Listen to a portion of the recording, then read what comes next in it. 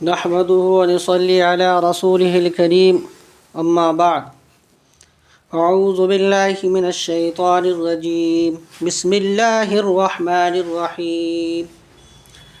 ربنا هب لنا من أزواجنا وذرياتنا قرة أعين واجعلنا للمتقين إماما صدق اللہ العظیم۔ میرے محترم بھائیو، بزرگوں، دوستو، اللہ تبارک و تعالیٰ کا احسان ہے کہ اللہ تعالیٰ نے ہم سب کو ایمان کی دولت سے نوازا ہے۔ رحمان کے خاص بندوں کی آخری صفت یہ بیان کی گئی کہ ان کی زبانوں پر یہ دعا جاری رہتی ہے،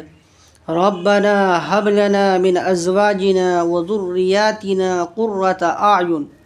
وجعلنا للمتقین اماما، یعنی اے ہمارے رب، ہمیں اپنے ازواج یعنی مردوں کے لیے بیویوں اور عورتوں کے لیے شوہر اور ہماری اولاد کی طرف سے آنکھوں کی ٹھنڈک، سکون بخش نیک اعمال کی توفیق عطا فرمائیے اور ہمیں متقیوں کا امام بنا دیجیے۔ اس دعا کے ایک ایک لفظ پر غور کیا جائے تو یہ بات صاف طور پر عیاں ہوتی ہے کہ جب تک میاں بیوی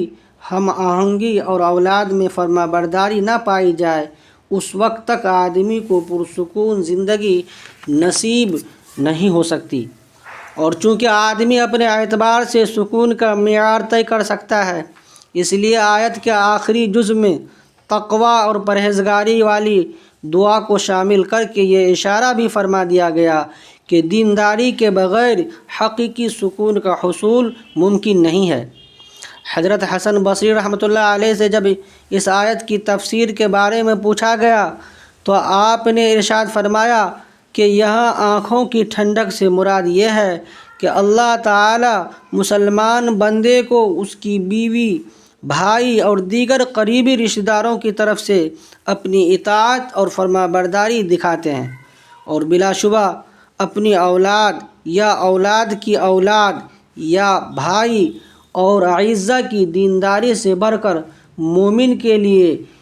کوئی چیز آنکھوں کی ٹھنڈک اور دل کے سرور کا سبب نہیں بن سکتی۔ ایک عجیب عبرت آموز واقعہ، جبیر بن نفیر فرماتے ہیں کہ ہم لوگ ایک دن صحابی رسول سیدنا حضرت مقداد بن اسد رضی اللہ عنہ کی مجلس میں حاضر تھے، تو وہاں سے ایک صاحب گزرے اور انہوں نے حضرت مقداد رضی اللہ عنہ کو دیکھ کر فرمایا کہ یہ دونوں آنکھیں جنہوں نے پیغمبر علیہ السلام کی زیارت کی ہے وہ بڑی قابل مبارکباد ہے، ہماری خواہش ہے کہ ہم بھی وہ منظر دیکھتے تو جو آپ نے دیکھا اور ان معرکوں میں شریک ہوتے جن میں آپ نے شرکت کی۔ ان صاحب کی یہ بات سن کر حضرت مقداد رضی اللہ عنہ بہت جلال میں آ گئے، تو مجھے بہت تعجب ہوا کہ اس شخص نے تو صرف خیر ہی کی بات کہی تھی، پھر بھی آپ ناراض ہو رہے ہیں۔ اس کے بعد حضرت مقداد رضی اللہ عنہ مذکورہ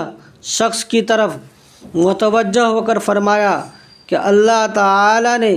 جو چیز اپنی حکمت سے مخفی رکھی تو اس کی تمنا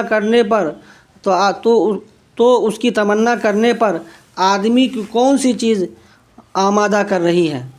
حالانکہ اسے یہ پتہ نہیں ہے کہ اگر وہ اس وقت حاضر ہوتا تو اس کا انجام کیا ہوتا۔ قسم بخدا رسول اللہ صلی اللہ علیہ وسلم کو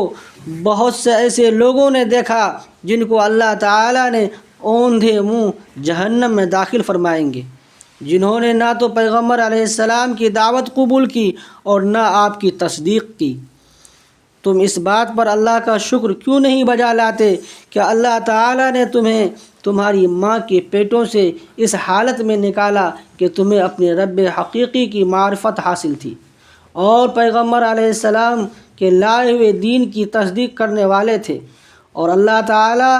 تمہیں اس آزمائش سے بچا لیا جو اس بارے میں دوسروں کو پیش آئی۔ سنو، اللہ تبارک و تعالیٰ نے نبی اکرم صلی اللہ علیہ وسلم کو دنیا میں پچھلے انبیاء علیہ السلام کی بالمقابل سخت ترین آزمائش کی حالت پر زمانہ جاہلیت میں مبعوث فرمایا۔ اس دور میں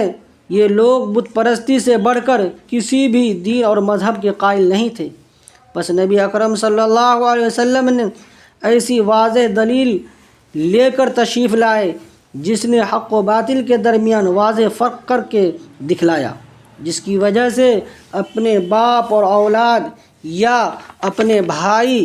کو کفر کی حالت میں دیکھتا اور اسے یہ گمان ہوتا کہ اگر وہ باپ بیٹا وغیرہ حالت کفر میں